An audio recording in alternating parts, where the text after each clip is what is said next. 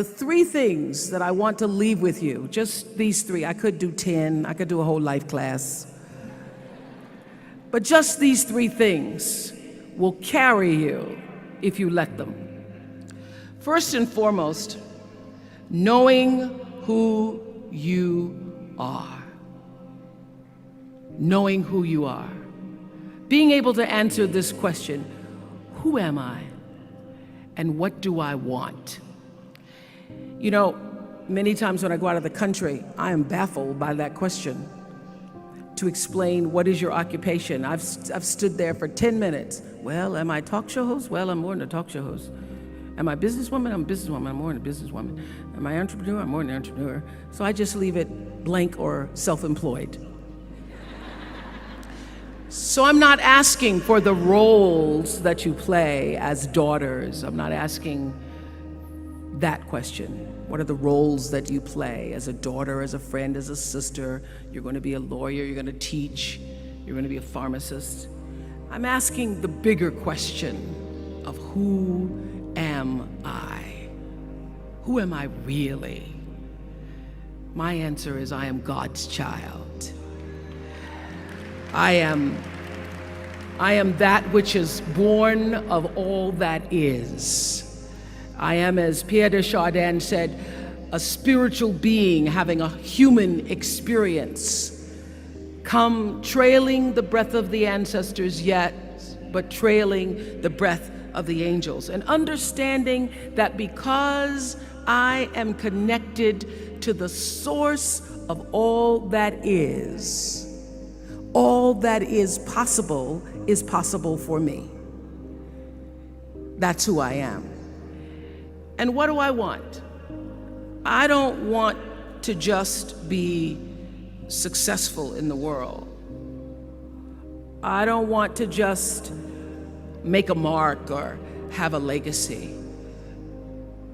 The answer to that question for me is I want to fulfill the highest, truest expression of myself as a human being.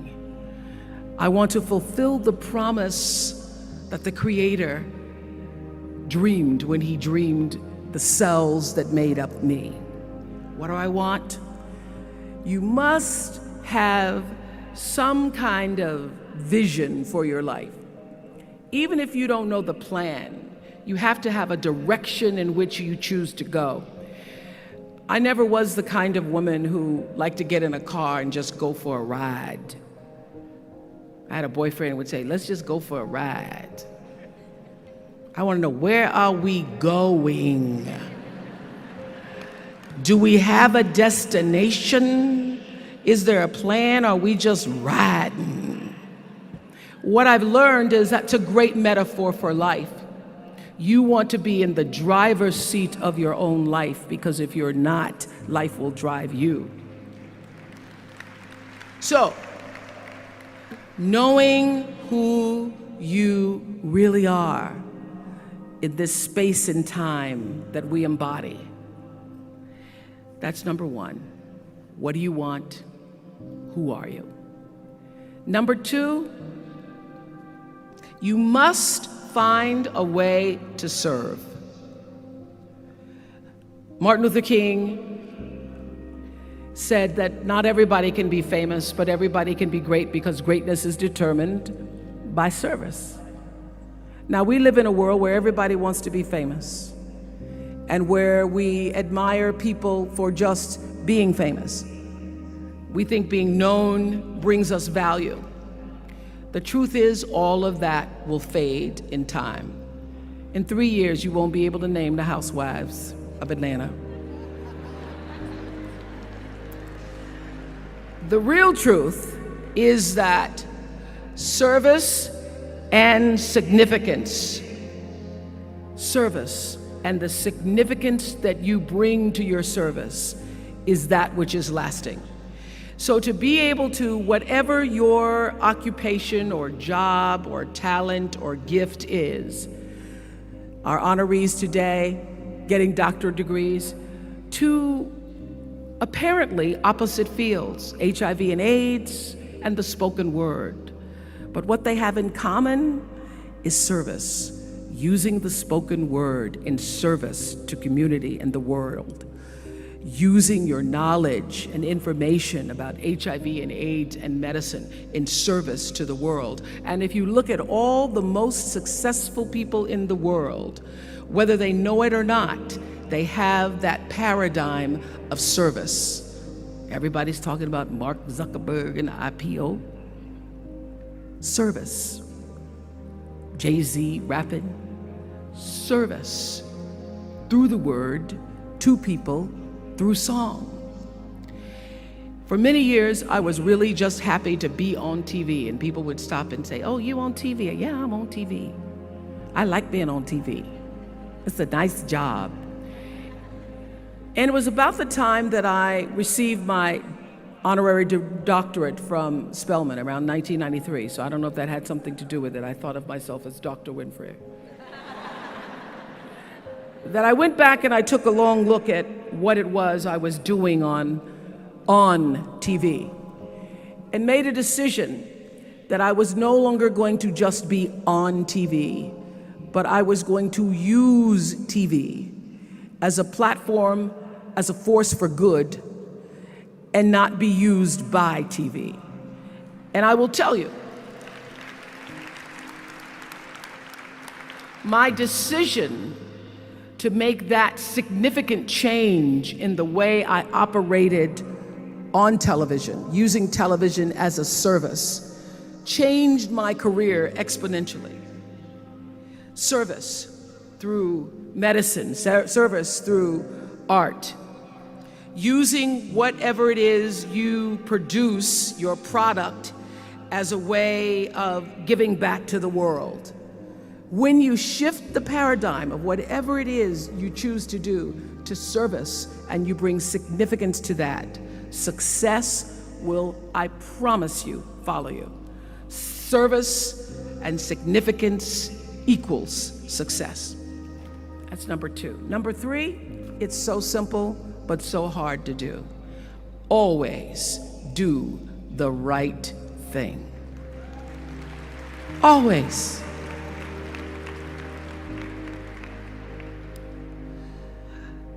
Be excellent. People notice. Think of how you notice. You go to Taco Bell, somebody gives you an extra napkin and some sauce. You notice. You want to go back to that person, because even at Taco Bell, excellence shows itself. Be excellent. Let excellence be your brand. Everybody talks about building a brand. I never even knew what that was. When people would say, "You're a brand," I would say, "No, I'm just Oprah." What I recognize now is that my choice to, in every way, in every example, in every experience, to do the right thing and the excellent thing is what has created the brand. Years ago, I did an ad for Revlon for an ad they were doing called Unforgettable Women. And what I know is that when you are excellent, you become unforgettable. People remember you, you stand out. Regardless of what it is, you become an unforgettable woman. And that is what we all want. We want to be unforgettable and not forgettable. So doing the right thing, even when nobody knows you're doing the right thing, will always bring the right thing to you. I promise you that. Why? Because the third law of motion is always at work. For every action, there's an equal and opposite reaction. That is so true in all of our lives. That's what Newton said. Celia in The Color Purple said it. Everything you even try to do to me, already done to you.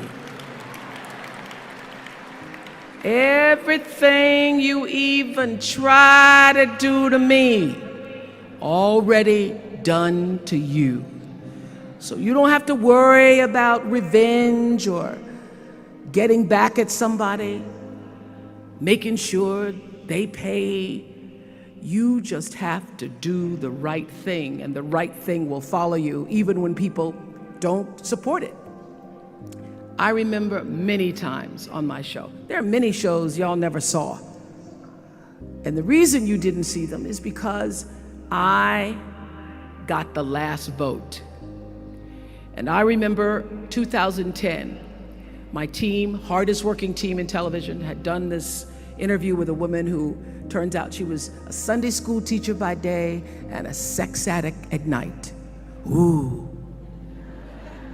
And they were like, you won't believe it.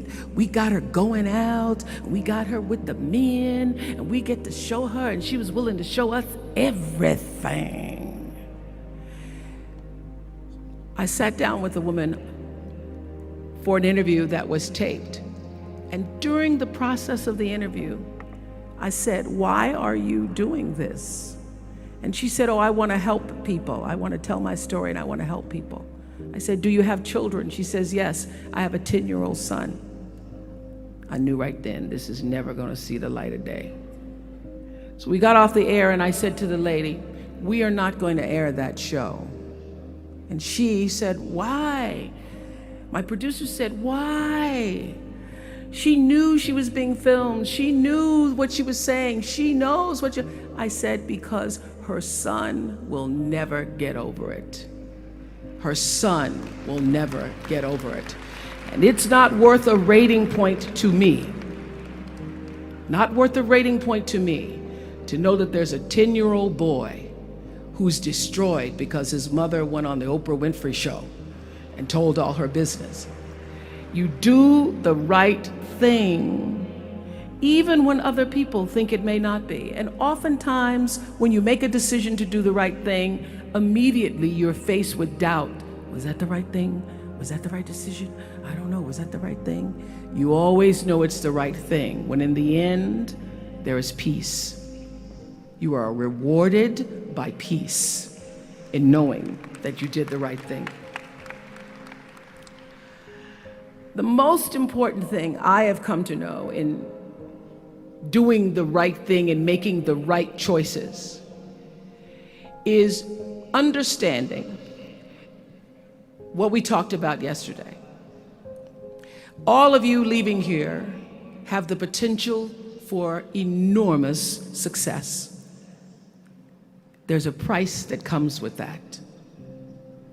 People don't always like you, and they're not always happy for you. And if you surround yourself with people who are not accustomed to your success, they become fearful, they become scared, because you are reflecting back something to them that they don't recognize. Now, they're not going to say, you know, I'm very fearful, because you're reflecting back to me something I don't recognize. They're going to say, you know what they're going to say?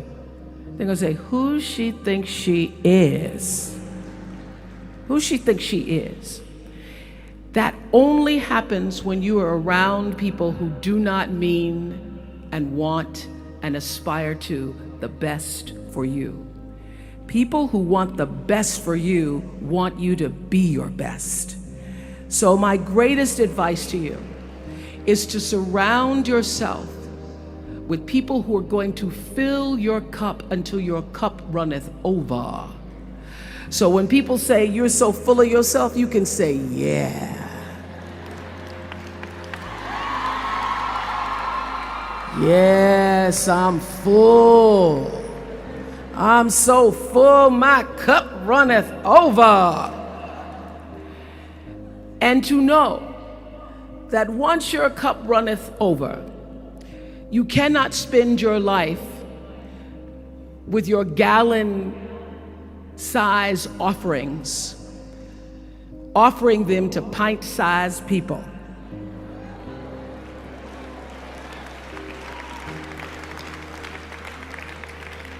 You have got to surround yourself with gallon-sized people who can hang in the same company with you, so that you're not offering your gallons to those little pints out there who can't hold it anyway. Choice to change the world. I love that song. I love hearing you all sing that song. And what I know for sure is that the biggest choices begin and end with you, your internal big questions. Who do I want to be in the world? My relationship to source energy, to all that is God. I'm not talking about what you believe in God. I'm talking about your experience of that which is all life, which is divine and universal. I'm talking about the big deal. Being connected and aligned with that. When you are tuned in and charged into that, whenever you feel empty, you go inside yourself and you connect to the source, and you know that all things are possible. To know that, and to choose to do the right thing in service and significance, I promise you, you will create a vessel of service for yourself first, because you have to honor yourself first. You have to give to yourself first, otherwise you have nothing to give away. You will create a vessel for yourself, for your family, your community, and the world. And those three things will not only lead you to a blessed life. I stand as a witness. My life is so blessed, I can't even take it in sometimes. It will lead you not just to a gifted life and a rewarding life that fills you up, but a sweet life. That's what you want. You want the sweetness. You want it to be so sweet, so that even when the storms come, and they will, you'll know, this too shall pass. This too shall pass. The storm is passing over, and you shall not be moved, because you know who you are. When you can do that, grace will follow you, grace and glory. And when they see you coming, it ought to make them proud. They say it's the click of your heels, it's the bend of your hair, it's the palm of your hand, it's the need for your care, because you a woman, you a Spelman woman.